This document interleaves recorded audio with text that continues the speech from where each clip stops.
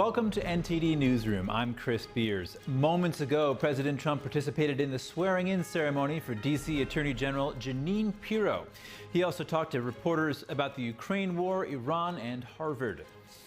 The House is expected to vote on a recessions package as soon as next week after Republicans demanded more spending cuts on the reconciliation bill. Secretary of State Marco Rubio announces new visa restrictions. The new policy will apply to foreign nationals Washington says are responsible for censorship. The Trump administration making moves in the crypto world. Today, the vice president rallied with a large crowd at the Bitcoin 2025 conference.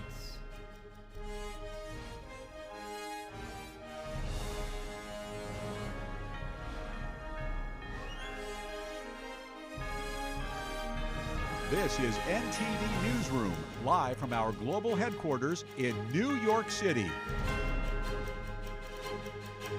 President Donald Trump says he'll know in 2 weeks if Russian President Vladimir Putin is tapping the U.S. along in peace talks with Ukraine.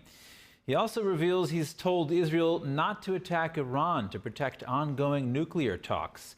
Joining us now live is NTD's White House correspondent Iris Tao. Good afternoon, Iris. What is the latest we're hearing from the president here? Good afternoon to you as well, Chris. So just now during a swearing-in ceremony for the General, President Trump commented on a variety of issues, including, for example, the Russia ongoing peace talks. He says he's not happy that Russia has continued to secure a peace deal between two countries, and he also says that he wants to see the results of ongoing negotiations over the next 2 weeks. Watch. Do you still believe that Putin actually wants to end the war? I can't tell you that, but I'll let you know in about 2 weeks. Within 2 weeks, we're going to find out very soon. We're going to find out whether or not he's tapping us along or not, and if he is, we'll respond a little bit differently.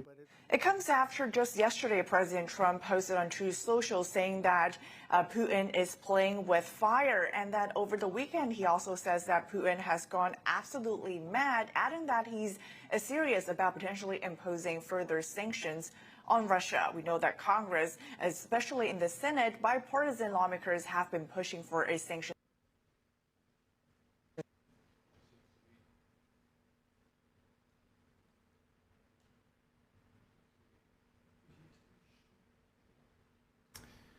All right, looks like we may have lost Iris there. We'll move on. Secretary of State Marco Rubio made an announcement today on new visa restrictions. These restrictions are on foreign nationals who are involved in censoring the speech of U.S. citizens. He said it was unacceptable for foreign officials to issue or threaten arrest warrants for social media posts made on U.S. soil. Rubio said in a post on social media platform X that, quote, "For too long, Americans have been fined, harassed, and even charged by foreign authorities for exercising their free speech rights." He added, "I am announcing a new visa restriction policy that will apply to foreign officials and persons who are complicit in censoring Americans. Free speech is essential to the American way of life, a birthright over which foreign governments have no authority." In his statement, Rubio did not name specific countries or individuals that would be targeted, but he did point out that some foreign officials have taken, quote, "flagrant censorship action against U.S. tech companies and U.S. citizens and residents when they have no authority to do so." Israel is pushing back on a report by the New York Times claiming Prime Minister Benjamin Netanyahu has threatened to sabotage U.S.-Iran nuclear talks. The article alleged Netanyahu planned to strike Iran's key nuclear sites to derail a potential deal. Netanyahu's official issued a statement in response to the article, which said simply, "fake news." The New York Times said it stood by the report. The report said that Israeli officials feared President Trump was too eager for a deal with Iran, and they worried he might let Tehran keep its nuclear enrichment sites, a red line for Israel. The paper reported U.S. officials were concerned that Israel could decide to strike Iran with little warning. Netanyahu has dismissed speculation about a falling out with the Trump administration. while Trump has also pushed off any suggestion of a break. Israeli Prime Minister Benjamin Netanyahu says that Hamas's Gaza chief has been killed. In 600 days of war of revival, we have changed the face of the Middle East. We repelled the terrorists from our territory, entered the Gaza Strip with force, eliminated tens of thousands of terrorists, and took out Dave, Haniyeh, Yehya Sinwar, and Mohammed Sinwar. Mohammed Sinwar had been one of Israel's most wanted men. Mohammed was the brother of Yahya Sinwar, the Hamas leader and orchestrator of the October 7th attack against Israel in 2023. Israeli forces killed the older Sinwar in Gaza last year. The Israeli army released a video it said showed Mohammed traveling in a car in 2023. Israel has vowed to seize control of Gaza and fight until Hamas is destroyed or disarmed. The terror group continues to hold 58 hostages it kidnapped during the October 7th attack. Joining us now to discuss the latest announcement on Israel's takedown of Hamas chief Mohammed Sinwar is Gerard Filiti, a Middle East affairs analyst and attorney specializing in national security law and policy, as well as counterterrorism. Gerard, it's good to see you. What does Sinwar's death mean in this war? It means that Israel is one step closer to accomplishing its goal of eradicating Hamas and making sure that it's no longer in a position to dominate the people of Gaza or to wage wars of aggression against Israel and allies around the world. This is a positive step forward, which shows that Israel is actioning on intelligence and moving forward with its objective of securing a peace after almost 600 days of a war started by Hamas on October 7, 2023. Okay, and Israel has killed most of Hamas's direct leadership, yet this war continues. What's preventing it from coming to an end? What's preventing it from coming to an end are two things. One is that there is unfortunately still a crop of terrorists. They may not be the most senior people in Hamas, but they continue waging this war unrelentingly. They are a death cult. We have to remember that Hamas, like other terrorist organizations sponsored by Iran, they're death cults. They do not see a benefit to laying down weapons or ending things peaceably so long as they can continue the fight. So it requires eliminating the leadership in order to move progress forward. The second thing that's preventing this war from ending is, quite frankly, too much support from the international community for Hamas and for the terrorist organizations that have been waging war against Israel. This double standard of not supporting Israel, a democracy fighting for its existence, but instead giving air to grievances, imaginary war crimes and allegations made by Hamas, this is perpetuating the fight and keeping this war going longer than it should. And I mean, I want to kind of expand here a bit, Gerard. You know, these Islamic fundamentalists, they look at things in long term. I mean, they're motivated by things beyond this world. They're religious fundamentalists. They talk about, you know, 1,000-year plans. If Hamas is eliminated, and even if Iran is stopped, if the regime, you know, changes its stance towards Israel somehow magically, you know, what would it take to truly stamp out the violent Islamism in the world?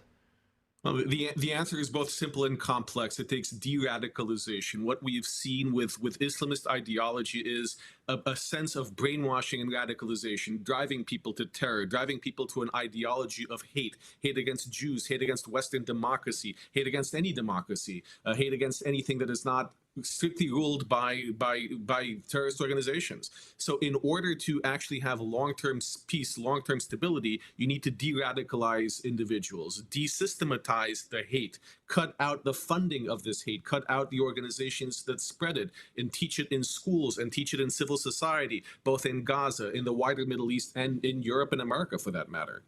Okay, I want to come back down to the ground level. President Trump confirmed at a press conference earlier today, just a few hours ago, that he suggested to Prime Minister Netanyahu that taking action that could disrupt U.S.-Iran nuclear talks would be inappropriate right now. How might Iran respond to Sinwar's death?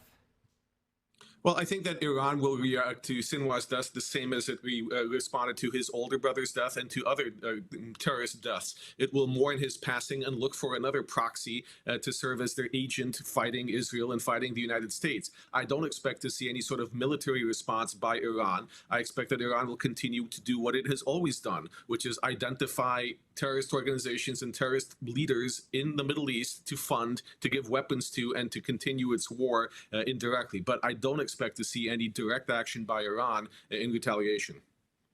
Now, the United States is partnering with Israel to deliver aid into Gaza. They've just started releasing aid boxes recently. What are you seeing there? Does it look like an effective plan? Other efforts to deliver aid to Gazan residents have fallen apart in the past.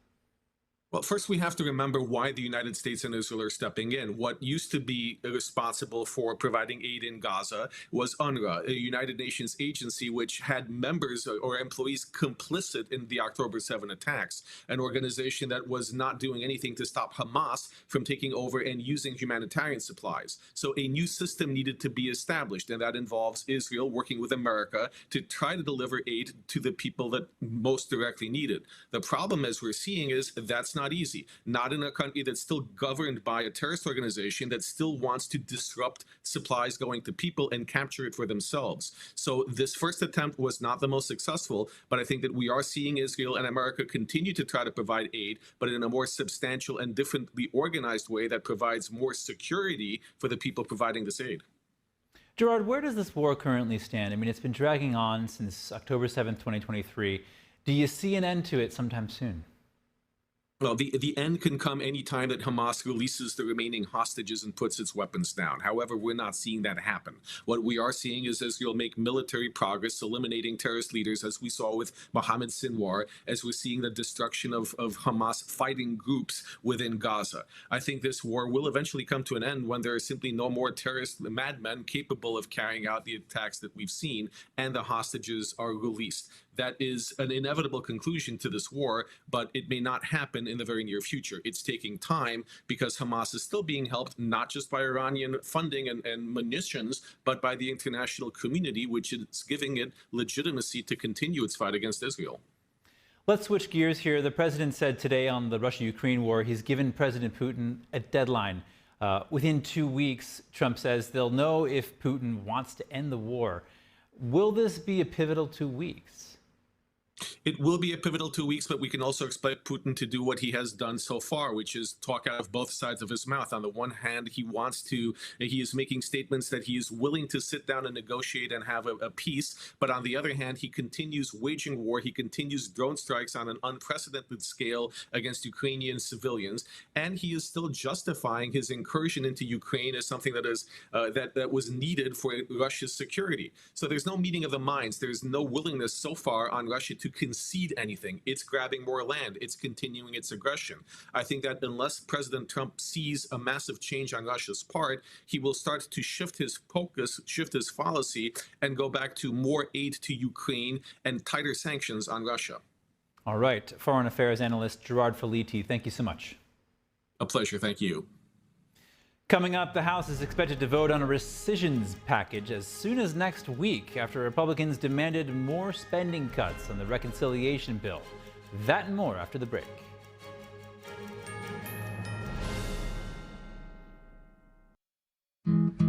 Where did the time go? Somehow I lost all those years. Where did the time go? I don't know how I got here. Or how did I get here?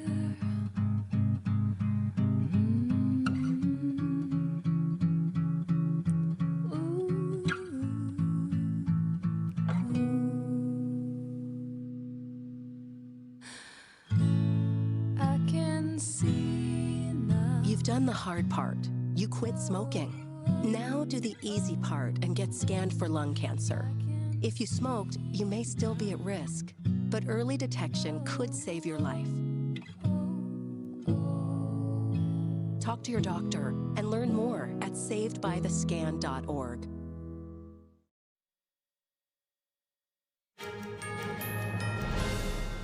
Welcome back. Transportation Secretary Sean Duffy says that Newark Airport is on track to increase flights by June 15th with the opening of a new runway. Since April, Newark has experienced a few outages, leading to flight delays and cancellations nationwide. Duffy says the problems are related to a combination of issues, including telecommunications, runway construction, and a staffing shortage of air traffic controllers. He says that normally Newark runs about 50 to 54 flights a day. We've brought that down right now. Departures are at 28 an hour. Okay, when the new runway comes online June 15th, we're going to bump that from 28 to 34. Duffy says they will do another evaluation in October when more air traffic controllers complete training to see if they can increase the numbers again. Today, Vice President J.D. Vance said that crypto is a barrier against bad policy making. He praised the Trump administration for embracing the industry. Crypto is a hedge against bad policy making from Washington, no matter what party is in control. It's a hedge against skyrocketing inflation, which has eroded the savings rate of Americans over the last 4 years. This follows Trump media's announcement yesterday to raise $2.5 billion to invest in Bitcoin. Vance's speech was just under 30 minutes. He was addressing a large crowd at the Bitcoin 2025 conference in Las Vegas.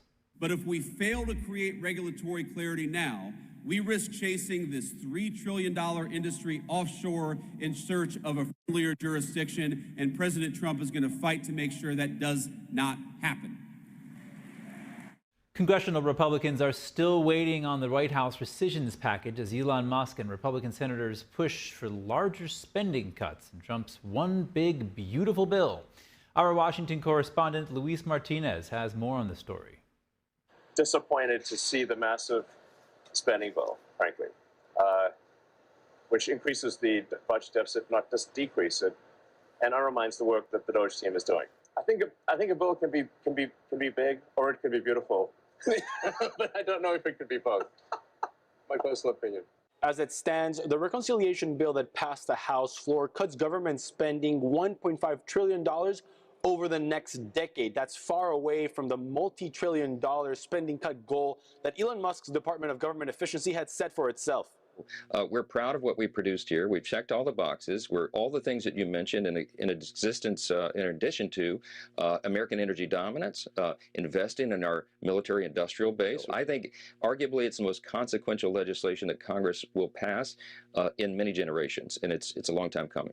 Although President Trump celebrated the passage of the reconciliation bill through the House floor, he has acknowledged that the bill should be modified in the Senate and is currently negotiating with senators for these changes. We will be negotiating that bill, and I'm not happy about certain aspects of it, but I'm thrilled by other aspects of it. That's the way they go. It's very big. It's the big, beautiful bill. But the beautiful is because of all of the things we have. We'll have the lowest tax rate we've ever had in the history of our country. According to the Congressional Budget Office, if the U.S. continues current levels of spending, the national deficit would increase $2.2 trillion every year for the next decade. President Obama averaged about $910 billion of deficits per year. President Trump in his first 3 years averaged about $810. Then COVID hit, over $3 trillion in deficit. It should have ended there. We should have immediately returned to a pre-pandemic level spending, but President Biden averaged $1.9 trillion of deficits over his 4 years. Republicans do not need Democrats to pass the reconciliation bill, but have a slim majority in the Senate and in the House, and any changes that are made to the bill in the Senate would reignite debates on the House side. I don't know how Democrats can't vote for it. If they don't vote for it, they're talking about a 68% tax increase. Remember that. If the Democrats don't vote, it's a 68% tax increase, which is ridiculous. House Republican leadership has announced that they will begin next week debate on a rescissions package to codify some $9.4 billion in spending cuts found by the Department of Government Efficiency. Reporting from Washington, D.C., Luis Eduardo Martinez, NTD News.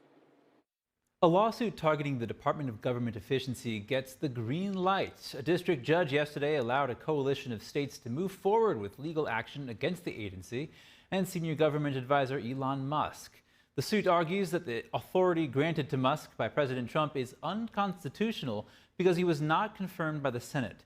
District Judge Tanya Chutkin denied a request by the Department of Justice to dismiss the case.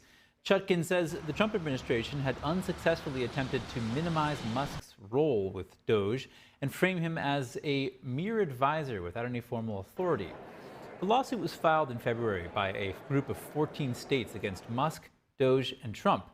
Chutkin threw out the states' claims against Trump, saying her court would not attempt to interfere with the performance of his official duties as president. More on Doge. The agency has been cleared to access critical federal payment systems that handle trillions of dollars and store private data on millions of Americans. A federal judge ruled yesterday that the Trump administration had established sufficient safeguards, including a training process to prevent improper data disclosures. A coalition of 19 Democratic-led states had filed a lawsuit earlier this year to block Doge's access. But the judge noted that those states did not object to Doge's involvement as long as proper training was ensured. Doge says it saved taxpayers roughly $175 billion by identifying waste across the federal government. NTD's Daniel Monahan has more.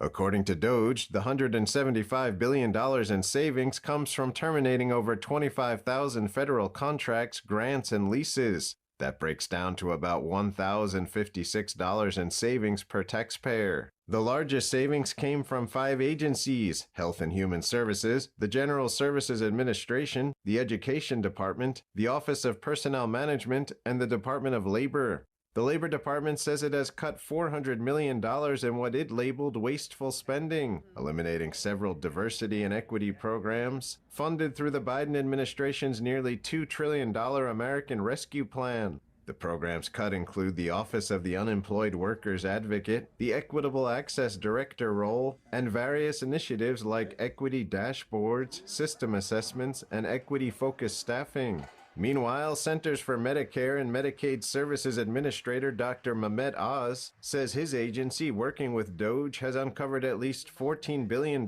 in suspected fraud, waste, and abuse. He cited people enrolled in Medicaid in multiple states, speaking on Fox News. Yeah, you live in New Jersey, but you moved to Pennsylvania, and which state gets your Medicaid? Turns out both states collect money from the federal government. The so-called Big Beautiful Bill recently passed in the House has a work requirement for those getting Medicaid. Let's be clear what this means. It doesn't mean you have a job. It means you're trying to get a job, which is a good thing because we have twice as many jobs as there are people looking for them right now. But if you don't or can't seek a job, you can volunteer somewhere. You can get an education. You can help out with other people inside the household. Oz says if Medicaid is cleaned up, it can actually serve the people for whom he says it was originally designed. Those at the dawn of their life, those are the children, those at the twilight of their life, the seniors, and those who are living in the shadows, folks who have disabilities, who desperately need this program, but aren't getting access to it in the way they should because other folks are clawing at the cloth of the system. Secretary of the Navy John Phelan thanked Doge and President Trump for bringing inhumane animal studies to light. Today, it gives me great pleasure to terminate all Department of the Navy's testing on cats and dogs, saving taxpayer dollars and ending these inhumane studies. Phelan also ordered a full review of Navy medical research to ensure all studies meet ethical and scientific standards. And finally, entrepreneur Elon Musk has stepped back from his involvement with Doge to focus on his companies. Musk says staying super focused on X, XAI, Tesla, and SpaceX is critical as each rolls out key technologies. Daniel Monahan, NTD News. President Trump's efforts to address illegal immigration are facing resistance in court, but his administration says it's already reshaping border enforcement. Here's the latest on immigration and deportations. The Trump administration is asking the Supreme Court to intervene on immigration enforcement. It's seeking to lift a court order that limits how and where the government can deport illegal immigrants. The Department of Justice says the court's rulings are interfering with national security, forcing the Department of Homeland Security to follow what it calls onerous and invented procedures. Among those DHS planned to deport were individuals it said had been convicted of murder and sexual abuse. The DOJ argues all of them had exhausted their legal rights. The administration says these deportations are critical to public safety and national sovereignty. U.S. Attorney General Pam Bondi took to X saying, quote, "The invasion of illegal aliens must end, and the conduct of our nation's foreign policy cannot be directed by a single federal court judge." The DOJ argues that the rules outlining the proper process for removing aliens to third countries was delegated by Congress to the president, and it's not for the judicial branch to devise a, quote, new set of procedures.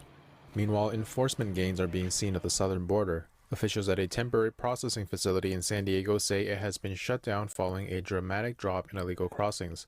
Customs and Border Protection says border encounters in the region are down over 96% compared to a year ago. The administration credits its crackdown for returning operational control to frontline agents. New incentives have also been rolled out. Through Project Homecoming, some illegal immigrants who voluntarily left the country can receive a government-funded bonus of $1,000. President Trump has also declared May 28th a day to honor the U.S. Border Patrol, marking its 101st anniversary. President Trump has issued pardons to former reality TV stars Todd and Julie Crisley. They have been serving lengthy prison sentences since being convicted in 2022 for conspiring to defraud banks out of more than $30 million and violating tax laws. A video posted on social media yesterday shows the president speaking by phone to the couple's daughter and letting her know of his pardon plan.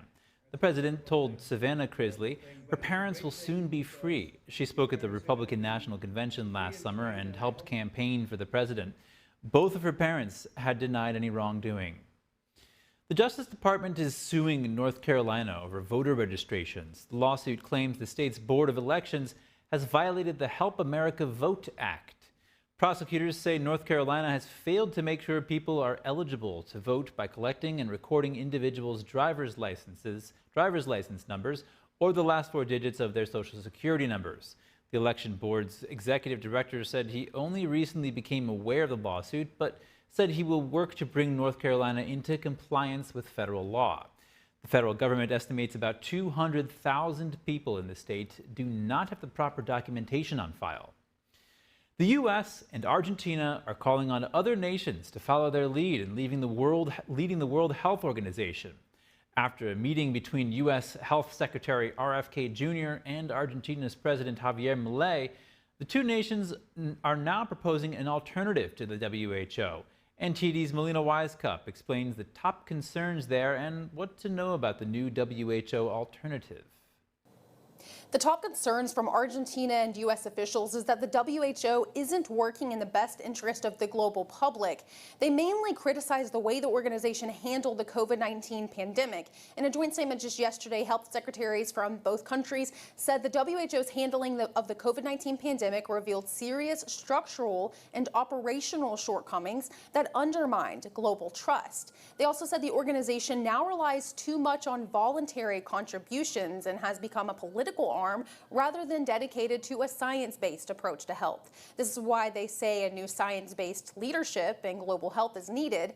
Now, of course, during the time of the COVID-19 pandemic, there were many around the world, especially here in the U.S. and in Congress, that were critical of China's extensive influence in the organization when that COVID-19 pandemic emerged. And what's more, the Health Secretary RFK Jr. said the U.S. funds that organization too heavily, more heavily than other nations, but that it's still bow to political pressure from the CCP. This all became obvious during the COVID pandemic when the WHO, under pressure from China, suppressed reports at critical junctures of human-to-human transmission and then worked with China to promote the fiction that COVID originated from bats. We want a free international health cooperation from the straitjacket of political interference by corrupting influences of the pharmaceutical companies of adversarial nations and their NGO proxies. Now, he also said that they're already in talks with other like-minded countries, though he didn't specify how many other countries outside of Argentina are interested in getting involved in this new global health initiative. Additionally, they haven't yet made public an official name for this new global health group. Reporting from Washington, D.C., Melina Wisecup, NTD News.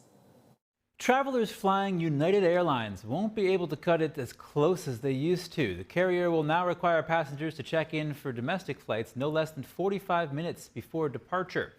The new policy will be effective June 3rd. Almost all domestic airlines have some kind of check-in policy. Delta passengers without checked bags still have a minimum of half an hour to check in before a domestic flight. Last month, Delta Airlines updated its policy for travelers with luggage, requiring them to be at the airline ticket counter at least 45 minutes prior to takeoff. American Airlines and Southwest have a similar 45-minute policy. Alaska requires passengers to check in at least 50 minutes before departure. For international flights, most airlines recommend that travelers check in at least 3 hours ahead of time. Coming up, Russia says it's ready to present a peace memorandum to Ukraine on Monday. What the memorandum includes and how it addresses the conflict. That and more after the break.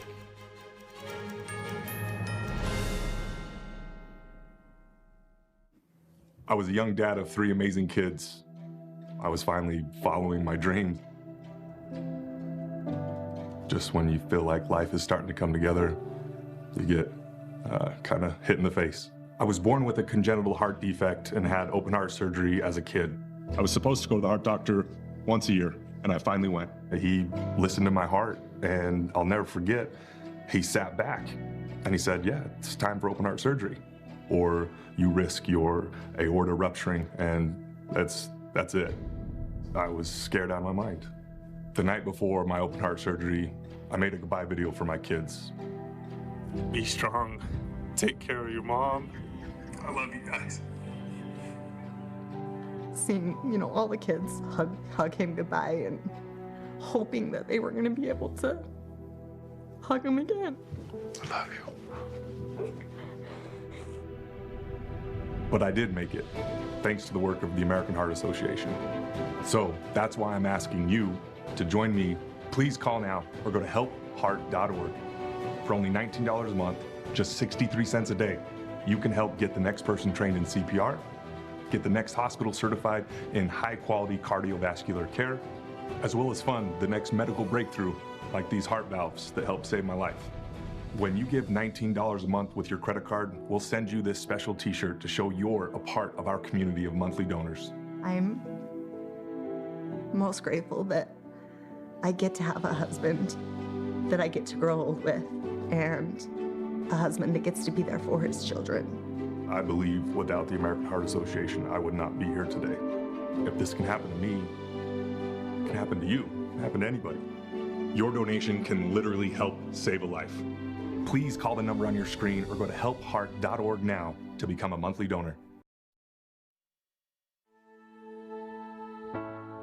We come from a long line of farmers, and there's a sense of pride with being part of these multi-generational businesses. But there's also a significant amount of pressure. My senior year of high school, my dad made the decision that this world no longer needed him in it. I don't know if he was overwhelmed by the bills and checks that weren't going to be coming in because of the strawberries dying off, but it breaks my heart that my dad made a permanent decision for a temporary issue. Don't feel like you have to go through it alone. Farmers have to take care of their physical and their mental health, because what's a farm without a farmer? In the mornings, that's my time. Watching the sun come up, I can have a cup of coffee and exercise if I want to. It helps me start the day with a sense of gratitude. Yay. Every day is a new opportunity. Don't forget to check in on yourself. Love, your mind.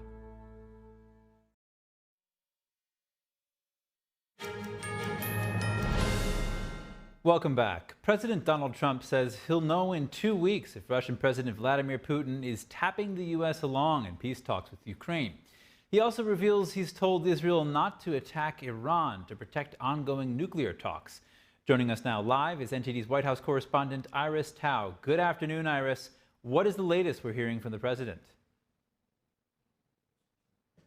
Good afternoon as well, Chris. So during a swearing-in ceremony for the U.S. Attorney for District of Columbia this afternoon, President Trump says that he's not happy with what Russia is doing as it continues to attack Ukraine, as he is trying to secure a ceasefire deal between the two countries. He adds that he could find out in the next 2 weeks, which is very soon, about if Russia is tapping the U.S. along in a potential peace deal. Watch. And do you still believe that Putin actually wants to end the war? I can't tell you that, but I'll let you know in about 2 weeks. Within 2 weeks, we're going to find out very soon. We're going to find out whether or not he's tapping us along or not. And if he is, we'll respond a little bit differently. Now, President Trump has taken on a relatively harsher tone on Russia's Vladimir Putin in recent days, as, of course, you know that just recently this week, Russia launched one of the largest airstrikes, drone strikes against Ukraine as peace talks were attempted to be continued. And meanwhile, Trump yesterday says that Putin is playing with fire, and over the weekend, Trump also says that Putin has gone crazy, adding that he is serious in considering potential sanctions against Russia. Meanwhile, today, Trump said he hadn't imposed new sanctions on Russia because he felt that he was so close to getting a deal. Watch. What stopped you from imposing new sanctions on Russia? Only the fact that if I think I'm close to getting a deal, I don't want to screw it up by doing that. Let me tell you, I'm a lot tougher than the people you're talking about, but you have to know when to use that. If I think it's going to hurt a deal. While the Kremlin first responded to Trump's recent criticism by calling it an emotional overload, it has actually responded with some potential progress today by proposing to Ukraine that the two countries hold a second round of peace talks on Monday in Turkey in order to exchange written proposals for a ceasefire deal. Back to you. And Iris, the president also spoke on nuclear talks with Iran. Tell us more. Sure. So President Trump today revealed that last week during a phone call with Israeli Prime Minister Benjamin Netanyahu, he actually told Netanyahu that it's not the appropriate time to take military actions against Iran, as it could disrupt very close, as what he calls it, U.S.-led Iran nuclear talks. He asked that a deal with Iran could happen over the next couple of weeks. Watch. I said, I don't think it's appropriate right now, because if we can settle it with a very strong document, very strong, with inspections and no trust. I don't trust anybody. If we can make a deal, save a lot of lives. And there you have Trump now suggesting that the U.S. should send inspectors into Iran to make sure any terms under a potential deal are enforced. The U.S. has been talking with Iran over the last several weeks on a potential nuclear deal that's led by Special Envoy to the Middle East, Steve Witkoff. Back to you. Before I let you go, Iris, what's the latest in the administration's fight with Harvard? Right, so it's certainly been escalating over the past few days and weeks. President Trump today doubled down on his suggestion that the federal government should redirect billions of dollars in grants to Harvard to trade schools, where Trump says they can teach Americans to build motors and cars and AI. He further suggested today that Harvard, which right now has about 31% of students who are foreign-based, should instead have a 15% cap on foreign students. Watch. I think they should have a cap of maybe around 15%, not 31%. We have people who want to go to Harvard and other schools. They can't get in because we have foreign students there. But I want to make sure that the foreign students are people that can love our country. I want Harvard to do well. I want Harvard to be great again. But Harvard wants to fight. They want to show how smart they are, and they're getting their ass kicked. And if that cap is actually lowered, it's certain to have a great financial impact on universities like Harvard, which largely rely, for example, on international students who pay full tuition, usually, to the universities. Meanwhile, Trump also today compared Harvard with Columbia, which also has actually instead agreed to some administration's demands amid funding threats. As opposed to that, Harvard, though, has broadly refused many of the Trump administration demands, including, for example, that it turn over foreign students' entire conduct records, as well as allow audits to confirm that it has now expanded, quote, viewpoint diversity. And when it comes to foreign student enrollment, last week, the Trump administration canceled Harvard's ability to enroll foreign students. That move, though, is currently on hold by a federal judge. Meanwhile, this week on Tuesday, the Trump administration also directed all federal agencies to cancel all remaining contracts with university. And that is in another attempt to pressure Harvard financially into accepting administration's demands. Back to you. Iris Tao at our studio in Washington, D.C. Thank you so much. President Trump comments on reports of 50,000 Russian troops near Ukraine's northeastern Sumy region. Trump says Moscow is playing with fire by intensifying the conflict. NTD's international correspondent Arian Pazdar has the war update. Ukrainian President Volodymyr Zelensky says Russia is gathering more than 50,000 troops near Ukraine's northeastern Sumy region. Russia appears to be gearing up for a summer offensive in Ukraine. Zelensky says Kiev has taken steps to prevent the soldiers from conducting a large-scale attack. President Trump commented, saying, "What Vladimir Putin doesn't realize is that if it weren't for me, lots of really bad things would have already happened to Russia. He's playing with fire." A Kremlin spokesperson responded, saying Moscow is simply following its own national interests. Just like the United States, Russia has its national interests that are of primary importance to us. And also on Wednesday, Russia says officials are ready for the second direct talks with Ukraine. Moscow completed drafting a memorandum for a possible peace agreement. Our delegation is ready to present this memorandum to the Ukrainian delegation and to provide necessary clarifications during the second round of resumed direct talks in Istanbul next Monday, June 2nd. According to the Kremlin, the memorandum addresses what Russia calls the root causes of the conflict. Arian Pastar, NTD News. A 74-year-old former surgeon has been sentenced to 20 years for sexually assaulting hundreds of boys and girls over more than 2 decades. A French court imposed the maximum sentence today. The court ordered that Joël Le Squarnec was serve at least 2/3 of the sentence. He was sentenced after admitting to raping and sexually assaulting 299 victims. Le Squarnec is already serving 15 years for multiple rape and sexual assault convictions in 2020. Most of the victims were unconscious or sedated hospital patients at the time of the assaults. During the trial, advocacy groups accused health authorities of inaction. They alleged that Le Squarnec's conviction for possessing child pornography was known as early as 2005. At the time, no measures were taken to suspend his medical license or limit his contact with children. Le Squarnec continued his abuse in hospitals until his arrest in 2017. Next, French lawmakers have voted in favor of a bill to legalize assisted suicide. The measure would allow terminally ill patients to request life-ending medication. But the bill has sparked controversy in public opinion, with some associations saying it is a dangerous step that promotes suicide. NTD's international correspondent David Vivez has the story. French lawmakers in the National Assembly approved a bill to legalize assisted dying on Tuesday, paving the way for France to become the latest European nation to allow terminally ill people to end their lives.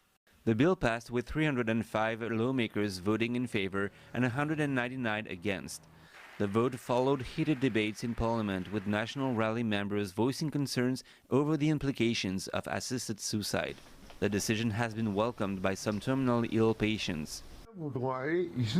Some would want to carry on to the end. That's perfectly respectable. But there are people like me, with the thousands of messages that I get, who are asking to take their leave whenever they wish. However, public opinion remains divided. Hundreds gathered at Place de la Concorde on Tuesday night for a candlelight vigil. Protesters rallied under the slogan, "Add life to days when we can't add days to life." Philosopher Damien Leguet, the concern is that the law could open the door to broader applications in the future. The lawmakers said once we have taken this first step, we will be able to, as has been explicitly stated, in a second or third step, as we've seen in Belgium and the Netherlands, to extend the right indefinitely. So while it seems only 0.3% of people would qualify for assisted suicide now, that number could grow to 5%, 10%, or even 15% in the future. Jean-Frédéric Poisson, president of the Christian Democratic Party, said the bill has been presented in a biased way to sway public support. We are being told that the end of our life would be somehow atrocious for people carrying critical illnesses. But it doesn't have to be that way, because we have long since developed palliative care, which provides relief from pain, from insurmountable psychological burdens, and so on. These are things that are experienced every day by thousands of people. Some critically ill individuals expressed concern that the bill promotes suicide over alternatives and may pressure people into a decision they might not otherwise make. Pascal Morinier, president of the National Confederation of Catholic Families, argued that the bill risks isolating the ill rather than building connections. The issue of end-of-life care is first and foremost a family issue, rather than a political issue or a case-by-case issue. It is an issue that affects the family. With one's loved ones, with one's relatives, they are the ones who will leave. They are the ones who will depart. I think that members of parliament have a very theoretical view of things. I would like them to encounter more of the truth of the matter, and I would like them to go and see the simple palliative care facilities, talk to the patients and talk to the doctors. The bill will be next presented to the Senate for finalization, where it may face a stronger opposition and undergo changes before the final vote next month. David Vives, NTD News, Paris. Taiwan's defense ministry is closely monitoring the path of a Chinese aircraft carrier in nearby waters. It comes while 3 separate U.S. delegates visit this island. Regarding China's targeted military drills and gray zone harassments, we are evaluating the levels of threat to consider whether to activate a response center or to increase our defense readiness to perform an immediate readiness drill. We will also react accordingly to safeguard national security.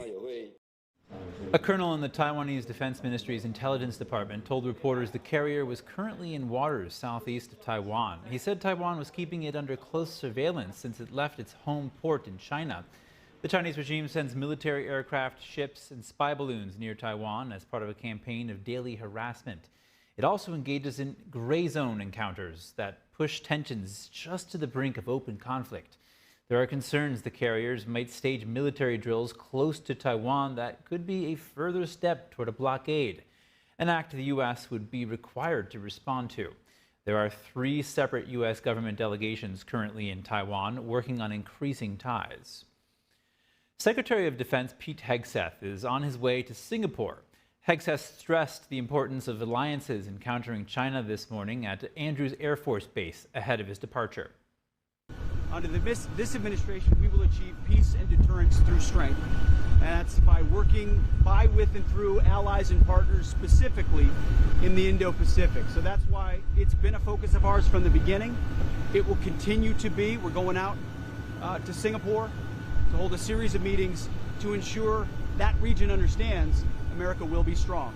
We seek no conflict with anybody, including the Communist Chinese, but we will deter that. We will stand strong for our interests, and that's a big part of what this trip is all about. Look forward to seeing you there. Thank you for being here. Appreciate it. Hegseth will deliver remarks on Saturday at the Shangri-La Dialogue in Singapore. During his trip, the Defense Secretary is scheduled to meet with Singapore's Prime Minister and other senior officials. Hegseth is also expected to meet with his counterparts from Southeast Asia. Satellite imagery this month showed that China landed 2 of its most advanced bombers in the disputed Parcel Islands in the South China Sea. China claims large swaths of the region. Vietnam, the Philippines, Taiwan, Malaysia, and others dispute those claims. U.S. investment firm Cerberus Capital Management has shown an interest in taking over the Chinese-leased port in Darwin, Australia. In 2015, the government of Australia's Northern Territory leased the port to Beijing-linked firm Landbridge. In a 99-year deal, the agreement raised national security concerns, including concerns in the U.S. from then-President Barack Obama. Before Australia's May 3rd election, Australian politicians pledged to take back the port from Landbridge. A Landbridge representative confirmed a representative from Cerberus met with Darwin's port's management, but did not make an offer for the port. The co-founder of Cerberus is currently the U.S. Deputy Secretary of Defense, the number 2 position at the Pentagon.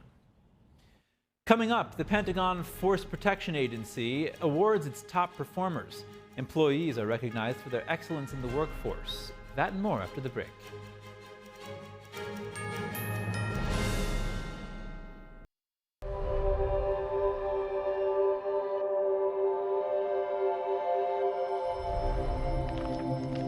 My 15-year-old son, Ethan, and I had a fun and relaxing morning. We returned home, and Ethan walked to his best friend's house an hour later. I heard the ambulance scream by the street, carrying my beautiful boy. Ethan was shot in the head in his best friend's house with an unsecured gun. He had 0 chance of survival. The father, the gun owner, he stored his 3 guns and bullets in a shoebox.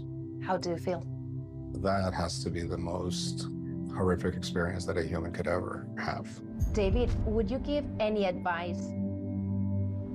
First thing you do is not keep your ammunition with your weapons, and that your weapons need to be locked at all times.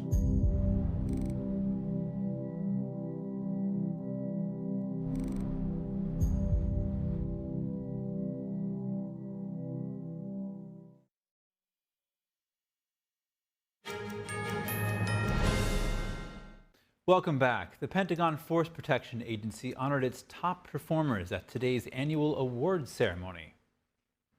Today, we will recognize PFPA employees and officers for their outstanding contributions to the agency and the Department of Defense. This is the ceremony where we get to let off just a little bit of steam. We've worked hard over the last 12 months, and we're going to recognize those that stood just a little bit above everyone else. So for today's ceremony, if you're in the audience, feel free to hoop, holler, cheer, raise a voice. That's what we're here for today. The event recognizes outstanding employees for their hard work and dedication. Awards go to those who show dedication, top performance, and mission focus. The ceremony highlighted the efforts of individuals who consistently go above and beyond. The awards given included special recognition, mission excellence, leadership excellence, officer of the year, and lieutenant of the year. Conservation work is underway at a museum in Paris of an iconic painting by Gustave Courbet. Now visitors can witness what it takes to maintain the delicate masterpiece. NTD's Andrew Thomas has more on the vivid detail. Through this glass window in Paris's Musée d'Orsay, visitors can observe work being done on a 19th century painting by Gustave Courbet, the painter's studio. Restore agency at Pasquale says it's important for the public to be able to appreciate the process. I think it is still an unknown and artisanal work, even though today it is a very technical, very scientific job based on a diagnosis, I would say, that comes from the medical field, so a medical diagnosis applied to works. And so I think the public is also asking to know what is happening, why we take a work that is all black, all dark, and then we see it again, much more colorful and fresh. The restoration will have 3 phases. First comes thinning various paint varnishes. The painting frame is then disassembled for a closer look. The final phase aims to recreate the work's original contrasts. Regarding Courbet in particular, he is a painter who layers a lot, has a very instinctive, passionate painting style, I would say. And so he has a lot of material that layers, and sometimes the layers do not work well for conservation. And we have many problems. It's, I would say, a complex restoration work. Jennifer DeSalle is an art historian visiting from North Carolina. She's thrilled about the idea. I love this because it gets people the opportunity to see that it's worthwhile, it's useful, it's a great idea. And also it's a great opportunity because if it's lasting for a while, people can come back and they can watch the restoration over time so they can come back and have a new experience. Maria Jose Trifon, a tourist from Barcelona, appreciates the complexity of the restorer's work. I have never seen before. How do they do it? It looks so meticulous, requiring all these products. It could give an impression of being easy, but it is so complicated, studying all these layers of painting. The painstaking project is expected to take 1.5 years to complete. Andrew Thomas, NTD News. Coming up, a parent advocacy group is asking the IRS to investigate an elite high school's relationship with the Chinese Communist Party. We have that and more coming up.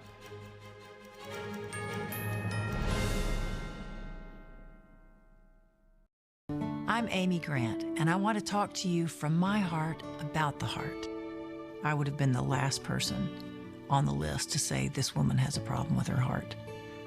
So no, there was nothing about my life that said, you have a ticking time bomb in your chest. But I did. I wound up in the office of a cardiologist because I was there with my husband. And at the tail end of that, the cardiologist looked at me and said, I want to see you. No one was more surprised than I was to learn I was living with a rare heart condition.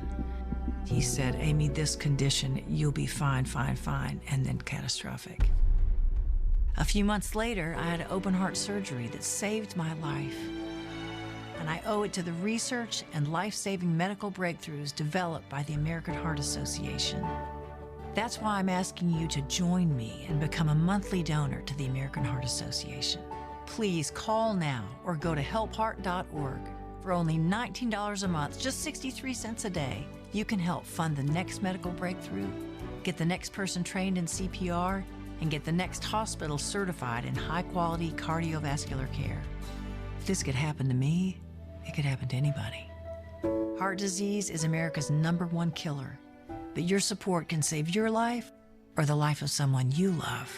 Give $19 a month with your credit card and we'll send you this special t-shirt you can wear to show you're part of a community of monthly donors working to help save more lives like mine. I'm grateful for the American Heart Association.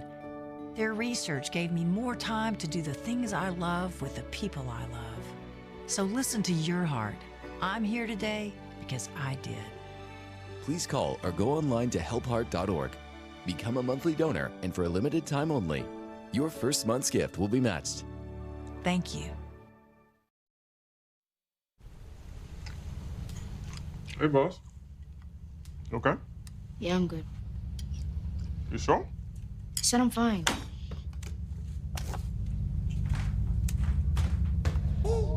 Since I was little, it was only like me and my parents. You think you created family out of characters? Yeah, of course. I'm gonna take that and make it into a song.